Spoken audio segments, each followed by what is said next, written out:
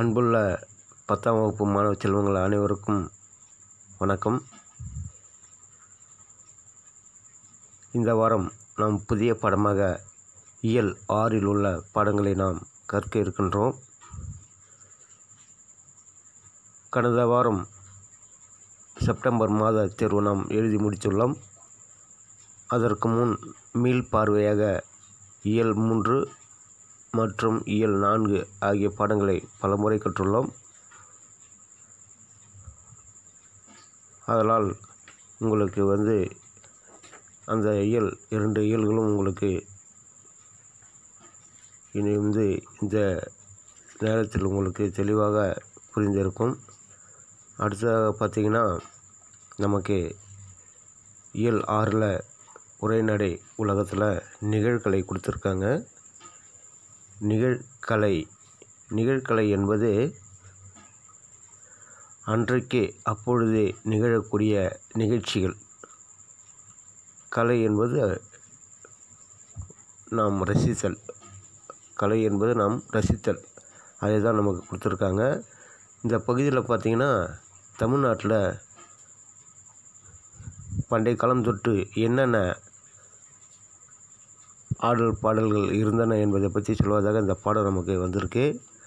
இதை தான் நம்ம படிக்க போகிறோம். நிகழ்கலையாக நம்ம கொடுத்துருக்காங்க. இதில் பார்த்திங்கன்னா, பண்டைய காலத்திலிருந்தே ஒரு சில ஆட்டங்கள் கலைகள் இன்றைக்கு இல்லை, எல்லாமே மறைந்து விட்டது. ஒரு சில கலைகள் மட்டும்தான் இன்றைக்கும் விளங்கி கொண்டு இருக்கிறது. என்னென்ன கலைகள் நம் பண்டைய தமிழர்கள் வளர்த்தார்கள் என்பதை பற்றி சொல்வதாக இந்த பாடம் நமக்கு வந்திருக்கு. ஏனென்றால் இது நீங்கள் அனைவரும் அறிந்து கொள்ளுதல் வேண்டும். 10ஆம் வகுப்பு மாணவர்கள் அனைவரும் அறிந்து கொள்ளுதல் வேண்டும் என்பதற்காக இதை நமக்கு பாடப்பகுதியாக வச்சுருக்காங்க. எதிர்காலத்தில் நீங்களும் இதெல்லாம் தெரிந்து கொள்ள வேண்டும் என்பதற்காகவே இது பாடப்பகுதியாக நமக்கு வந்துள்ளது. அதனால் இந்த பாடத்தை நாம் கற்க செல்லலாம். அனைவரும் நன்கு கவனிக்கும். இயல் 6 உரைநடை உலகம். இங்கே பாடப்புத்தகத்தில் பக்கம் எண் 128 உரைநடை உலகம். நிகழ்கின்ற கலைகள். அப்பொழுதே நிகழ்கின்ற கலைகளை பற்றி பேசுவது தான் நிகழ்கலை. அதில் என்னென்ன ஆட்டம் கலை நிகழ்ச்சிகள் என்னென்ன பண்டைய காலம் தொட்டு இருந்தன என்பதை பற்றி நமக்கு பாடப்பகுதியாக கொடுக்கப்பட்டுள்ளது. நுழையும் முன் பாருங்கள். கண்ணுக்கு காட்சியையும் சிந்தைக்கு கருத்தினையும் தருவன இந்த நிகழ்கலைகள். கண்ணுக்கு காட்சியையும் சிந்தைக்கு கருத்தினையும் தருவன நிகழ்கலைகள். பார்ப்பதற்கு அழகையும் மகிழ்ச்சியையும் சந்தோஷத்தையும், அது மட்டும் இல்லாமல் ஏதாவது ஒரு கருத்தினை வைத்து இந்த கலைகள் நடத்தப்படுகின்றன என்பதை பற்றி சொல்வதாக இருக்கிறது. அதுதான் சொல்லியிருக்காங்க. சிந்தைக்கு கருத்தையும் தருவன இந்த நிகழ்கலைகள். கருத்துடன் கலைத்திறனை நோக்காக கொண்டு கால வெள்ளத்தை கடந்து நிற்பன இந்த நிகழ்கலைகள். கருத்துடன் கலைத்திறனை நோக்காக கொண்டு கால வெள்ளத்தை கடந்து நிற்பன என்று சொல்லியிருக்காங்க. அப்போ என்ன சொல்ல வராங்கன்னா, எந்த ஒரு கலை நிகழ்ச்சியுமே மக்களுக்கு ஒரு நல்ல சிந்தனையை கொடுப்பதாக இருக்கும் என்பதை பற்றி சொல்கிறாங்க. ஆடல், பாடல், இசை, நடிப்பு, ஒப்பனை, உரையாடல் வழியாக மக்களை மகிழ்வடைய செய்வன. பாருங்கள், ஆடல் இருக்கும். பாடலின் மூலியமாக, இசையின் மூலியமாக, நடிப்பின் மூலியமாக, ஒப்பனையின் மூலியமாக, உரையாடல் வழியாக மக்களை மகிழ்வடை செய்வதாக இந்த நிகழ்கலைகள் திகழ்கின்றன என்பதை பற்றி சொல்கிறாங்க. அது மட்டும் இல்லாமல் பாருங்கள், சமூக பண்பாட்டு தளத்தின் கருத்து கருவூலமாக விளங்குவன என்று சொல்லியிருக்காங்க.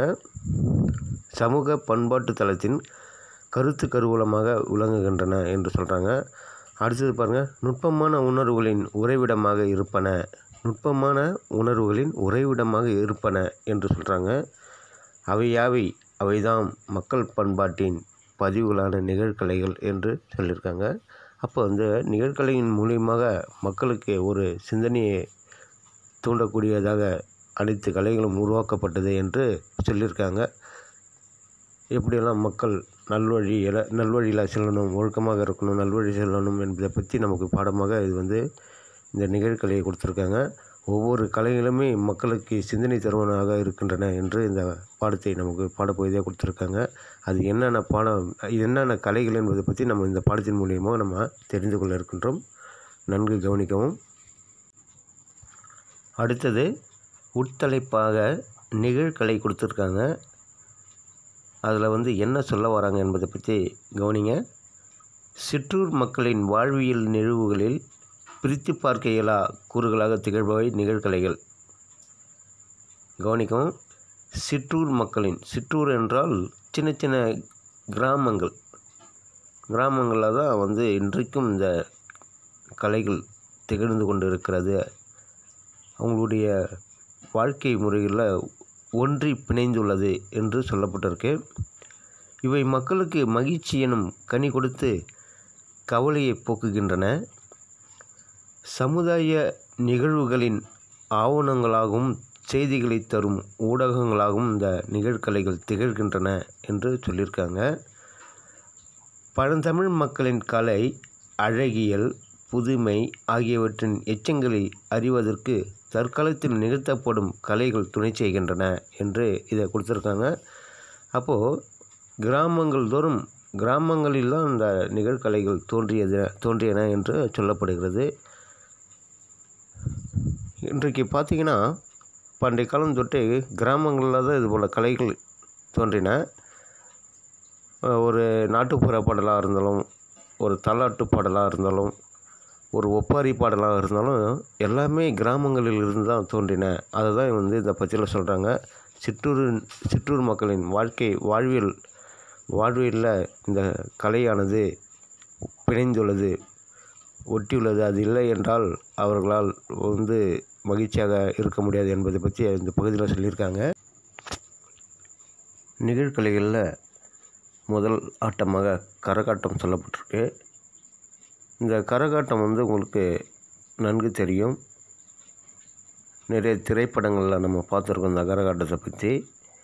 அது மட்டும் இல்லாமல் நம்மளுடைய பள்ளி நிகழ்ச்சிகளிலும் ஒரு சில பெண்கள் ஆடுவதை நாம் பார்த்துருக்கோம். தொலைக்காட்சியிலும் நம்ம பார்த்துருக்கோம். அது எப்படி அந்த கரகத்தை தலையில் வைத்து ஆடும்போது அது கீழே விழாமல் இருக்கிறது என்பதை பற்றி நமக்கு தெரியாது. இருந்தாலும் அது தெரிந்து கொள்ளும் நோக்கோடு இன்றைக்கி நமக்கு இந்த கரகாட்டம் என்ற உட்தலைப்பு கொடுத்துருக்காங்க. பாருங்கள், நான் படிக்கிறேன், கவனிங்க. பன்னெடுங்காலமாக மக்களால் விரும்பப்படும் மரபார்ந்த கலைகளில் ஒன்றே கரகாட்டம். கரகம் என்னும் பித்தளை சொம்பையோ சிறிய குடத்தையோ தலையில் வைத்து தளத்திற்கு ஏற்ப ஆடுவது கரகாட்டம். இந்த நடனம் கரகம் கும்பாட்டம் என்றும் அழைக்கப்படுகிறது. கரகச் செம்பின் அடிப்பாகத்தை உட்புறமாக தட்டி ஆடுபவரின் தலையில் நன்கு படியும்படி செய்கின்றனர். தலையில் செம்பு நிற்கும் அளவு எடையோ ஏற்றுவதற்கு செம்பில் மணலையோ பச்சரிச்சு நிரப்புகின்றனர். கண்ணாடியாலும் பூக்களாலும் அழகூட்டிய கரக கூட்டின் நடுவில் கிளி பொம்மையை பொருத்தி மூங்கில் குச்சியை சொருகி வைத்து ஆடுகின்றனர். நாதசுரம், தவில், பம்பை போன்ற இசைக்கருவிகளும் இசைக்கப்படுகின்றன. ஆணும் பெண்ணும் சேர்ந்து நிகழ்த்தும் கரகாட்டத்தில் சில நேரங்களில் ஆண் பெண் வேடமிட்டு ஆடுவதும் உண்டு என்று சொல்லப்பட்டிருக்கு. கரகாட்டம் நிகழ்த்துதலில் இத்தனை பேர் தான் நிகழ்த்த வேண்டும் என்ற ஒரு வரைமுறை இல்லை. எவ்வளோ பேர் வேணாலும் இந்த கரகாட்டம் ஆடலாம் என்று சொல்லப்பட்டுள்ளது. இதுதான் கரகாட்ட செய்தியாக இது சொல்லியிருக்காங்க என்று சொல்ல வராங்க. மேலும் இந்த கரகாட்டத்தை பற்றி எந்தெந்த சங்க நூல்களில் சொல்லப்பட்டுள்ளது, எந்தெந்த ஊர்களில் இன்றைக்கும் நிகழ்ந்து கொண்டு இருக்கிறது என்பதை பற்றி கொடுத்துருக்காங்க. நீரற வரியா கரகத்து என்ற புறநானூற்று பாடலடியில் கரகம் என்ற சொல் இடம்பெறுகிறது. புறநானூற்றிலே இந்த சொல்லப்பட்டிருக்கு. சங்க இலக்கிய நூலான புறநானூற்றிலே இது இந்த கருத்தை சொல்லியிருக்காங்க. அப்போது பண்டைய காலம் தொற்று இந்த கரகாட்டம் இருந்தது என்பது அந்த புறநானூற்று சான்றாக சொல்லப்பட்டுள்ளது. அது மட்டும் இல்லாத பாருங்கள், சிலப்பதிகாரத்தில் மாதவி ஆடிய 11 வகை ஆடல்களில் குடக்கூத்து என்ற ஆடலும் குறிப்பிடப்படுகிறது. சிலப்பதிகாரத்தில் மாதவிக்கு 11 கலைகள், 11 நடனம், வித்தியாசமான நடனங்கள் தெரியும் என்று சொல்லப்பட்டுள்ளது. 11 வகை நடனங்கள் மாதவிக்கு தெரியும் அந்த காலத்திலே என்று சொல்லப்பட்டிருக்கு. இதுவே கரகாட்டத்திற்கு அடிப்படை என்றும் கருதப்படுகிறது. இந்த கரகாட்டம் தமிழகத்தில் மதுரை, திண்டுக்கல், திருச்சி, தஞ்சாவூர், கோயம்புத்தூர், திருநெல்வேலி முதலிய மாவட்டங்களில் நிகழ்த்தப்படுகிறது என்று சொல்கிறாங்க. இந்தந்த ஊர்களில் இன்றைக்கும் நிகழ்ந்து கொண்டு இருக்கின்றன என்பதை பற்றி சொல்கிறாங்க. அடுத்தது பார்த்திங்கன்னா மயிலாட்டம். மயில் போல் வேடமணிந்து அந்த ஆடுவார்கள், அதுதான் மயிலாட்டம் என்று சொல்லப்படுகிறது. பாருங்கள், மயில் வடிவுள்ள கூட்டுக்குள் ஒருவர் தன் உருவத்தை மறைத்து கொண்டு நையாண்டி மேளத்திற்கேற்ப ஆடும் ஆட்டமே மயிலாட்டமாகும். நீங்கள் பார்த்துருப்பீங்க, தொலைக்காட்சியில் இப்போலாம் நம்ம அதிகமாக பார்க்க வேண்டியதாக இருக்குது. நம்மளுடைய பண்டிகைகள் நேரத்தில் தொலைக்காட்சியில் காட்டுவாங்க. மயில் கூடு இருக்கும். அந்த கூடுக்குள்ளார பூந்துக்கிண்டு எதிரில் பார்த்திங்கன்னா அந்த மயில் முகம் இருக்கும், நடுவில் மனிதன் இருப்பான், பின்னாடி அந்த வாலெல்லாம் இருக்கும், அந்த தோகையெல்லாம் இருக்கும். அப்படியே மனிதன் ஆடுவான். அதுதான் சொல்லப்பட்டிருக்கு.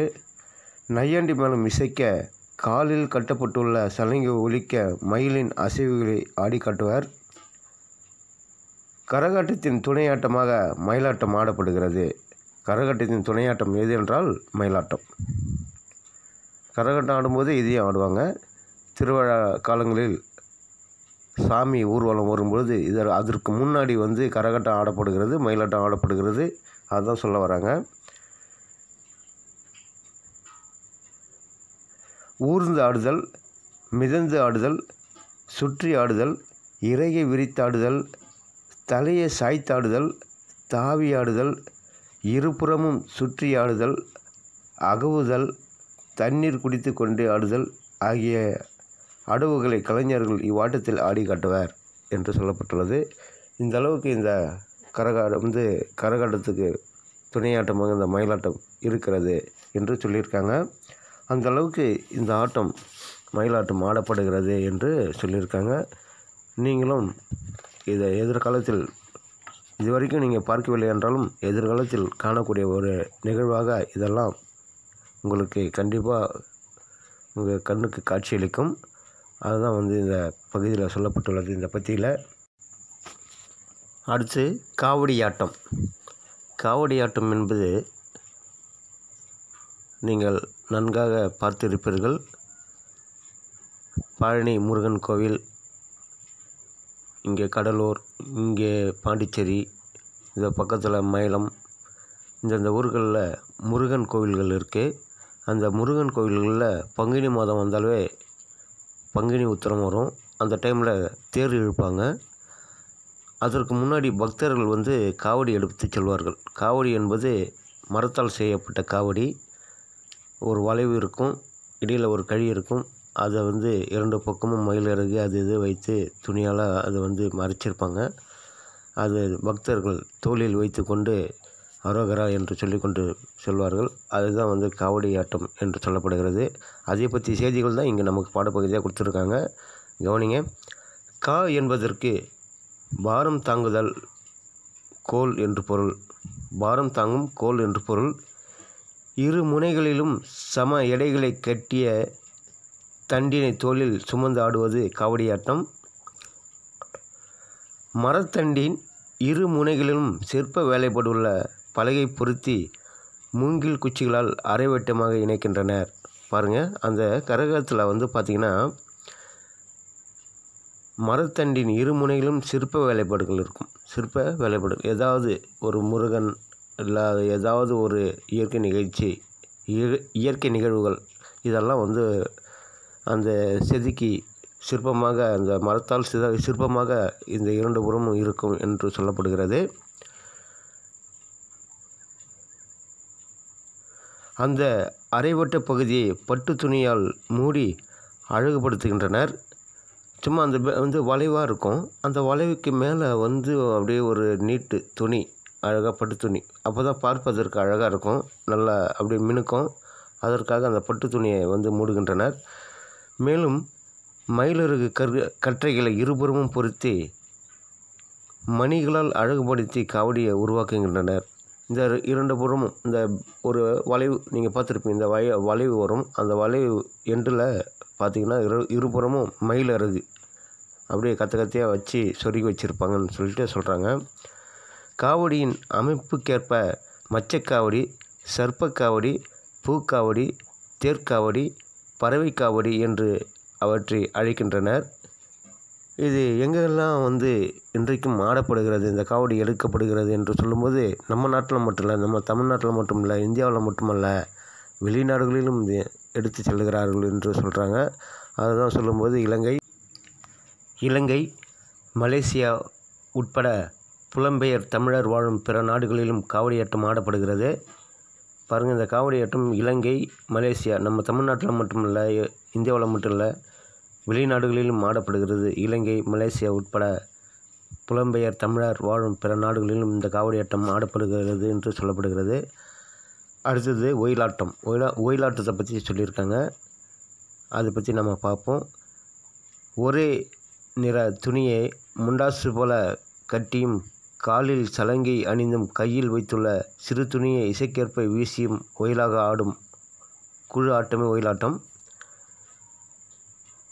பாருங்கள், கையில் ஒரு துணி கட்டிக்குவாங்க.